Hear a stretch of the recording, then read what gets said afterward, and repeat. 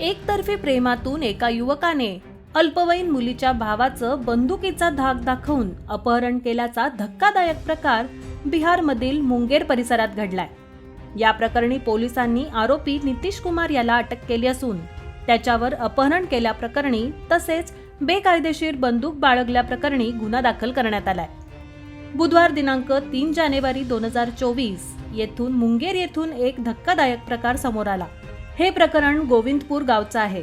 गोविंदपूर मधील नितीश कुमारने एकतर्फी प्रेमातून शेजारच्या गावात राहणाऱ्या अल्पवयीन मुलीच्या भावाचं अपहरण केलं। त्यानंतर त्याने भावाला सोडण्यासाठी पीडितेच्या कुटुंबियांकडे 5 लाख रुपये मागितले किंवा पैसे देत नसतील तर संबंधित पीडित मुलीला त्यांच्याकडे पाठवा अशी मागणी केली। मात्र गावकऱ्यांनी आरोपी नितीश कुमार याच्या तावडीतून अपहरण केलेल्या मुलीची सुटका केली आहे।